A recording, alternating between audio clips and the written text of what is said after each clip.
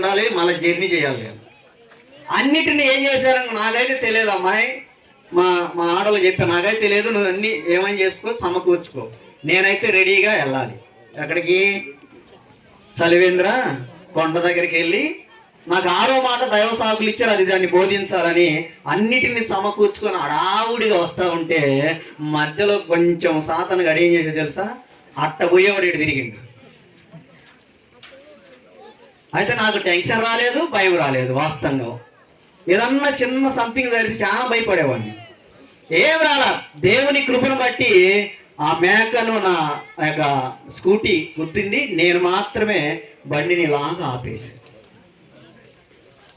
ఎందుకు అంటే వెళ్ళి అక్కడ అన్ని సమకూర్చాలి, అక్కడ వెళ్ళి రెడీగా చేయాలి. దైవసాగుడు వచ్చారు, లేట్ అయింది అని చెప్పి ఆ తొందరతో రోజు మామూలుగా అయితే 50 వచ్చేవాడిని, 60 పట్టుకున్న. వాస్తవంగా అన్నా చిన్నగా వెళ్ళొచ్చు కదా నువ్వు అంటుంది అక్క.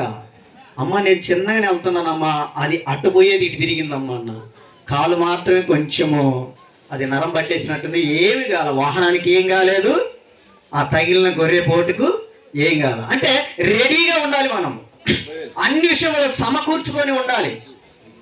ఎప్పుడైతే మనం అలాగ ఉంటామో ఎత్తబడే గుంపుగా ఉంటాం, కానీ దిగజారే గుంపుగా ఉండవు.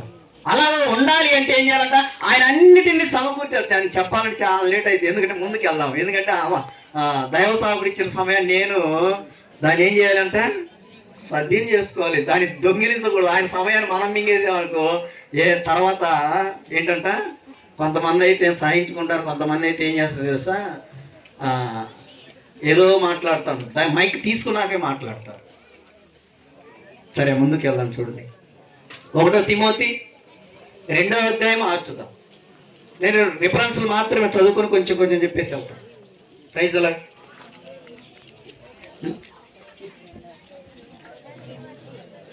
1 తిమోతి 2వ అధ్యాయము 6.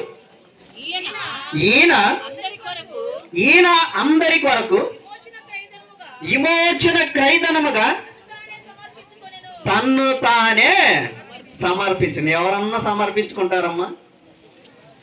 మీకోసం నేను సమర్పించుకునేది ఏంది?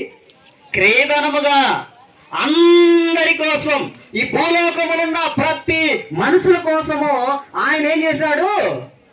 ఏం చేస్తున్నాడు? సమర్పించుకున్నాడు. నీ కొరకు నా కొరకు ఆయన ఏం చేశాడు? శిలువలో ప్రాణము పెట్టాడు. మనం ఏం చేస్తున్నాం? మనకేంటిలే, పక్క వారికి ఇబ్బంది జరిగితే నాకేంటి? కొంతమంది పక్క వారికి ఇబ్బంది జరిగితే సంతోషించే వాళ్ళు లేరా? దేవుని బిడ్డలా సంతోషించకూడదు. వారి పక్క వారికి ఏదన్నా సమకూడి ఏదన్నా ఇబ్బంది జరిగితే వారి కొరకు మనం ఏం చేయాలి? బాధపడాలి, ప్రార్థన చేయాలి. ఆయన మనందరి కొరకు, ఆయన వచ్చింది ఒక్కడు మాత్రమే. ఏమా చాలా మంది వచ్చారా? ఇప్పుడు మనం అందరం ఆయన ప్రసంగము వినటానికి చాలా మంది దైవ సాకులు, దైవ సాకురాళ్ళు, ఏంటి సంఘ పెద్దలు, స్త్రీలు, పురుషులు అందరూ వచ్చారు. ఆయన మాత్రం ఒక్కడు మాత్రమే వచ్చాడు. ఆయన అందరి నిమిత్తం ఏమన్నాడు? అక్కడ ఏమన్నాడు? క్రైదనముగా తన్ను తానే సమర్పించుకున్నాడు. తన్ను తానే. ఈరోజు సమర్పణ అంటే కొంతమంది సమర్పించుకుంటారు ఏమని?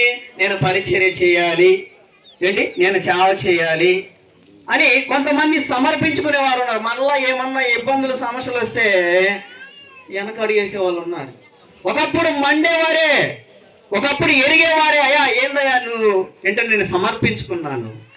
తర్వాత ఏం చేస్తారు? వెనకడిగా వస్తారు. ఈరోజు మా బాధగానే అదే. ఒకవేళ ప్రభువా నీ పిల్లలుగా, నీ బిడ్డలుగా, నీ సేవకులనే తిరుగుతున్నా, ఒకవేళ వెనక్కి చూడకుండా సమర్పించుకున్నాం ప్రభు నీ సేవ చేయాలని. మేము ముందుకు వెళ్ళేవారిగా ఉండాలి ప్రభువా. ఏ ఆటంకాలు, ఇబ్బందులు వచ్చినా మేము మీకు ఇచ్చిన మాట ప్రకారంగా ముందుకు వెళ్ళాలని ఏం చేస్తున్నాం? అన్నిటి విషయంలో సమకూర్చుకొని ముందుకు వెళ్తాం. ఆయన నీ కొరకు, నా కొరకు, ఇక్కడ అందరూ స్త్రీల కొరకు, పురుషుల కొరకు ఆయన ఏం చేస్తారు? ప్రాణము పెట్టాడు. కొంతమంది అంటారు కదా, ప్రాణం ఏమంటే బాగా మంచి ప్రేమ, బాగా ప్రేమకులు ఉన్నారనుకో, ఇంకేం లేదండి నా ప్రాణం ఇస్తానండి అంటారు. తర్వాత కొంచెమే మాత్రము భర్త కానీ లోపల పడి ఏదన్నా ఇబ్బందులు పడ్డాడంటే ఆ భర్త దగ్గరికి వెళ్ళే వాళ్ళు లేరండి. సమర్పణ అదేనా? అదేనా సమర్పించుకునేది? ఆయన ఈ లోకానికి వచ్చి మనందరి నిమిత్తం ఏం చేశాడు? ఆయన ప్రాణము పెట్టాడు. ఇంకోటి చూద్దాం 4వదిగా మార్కు సువార్త 10వ అధ్యాయం 17 చూద్దాం. అర్థం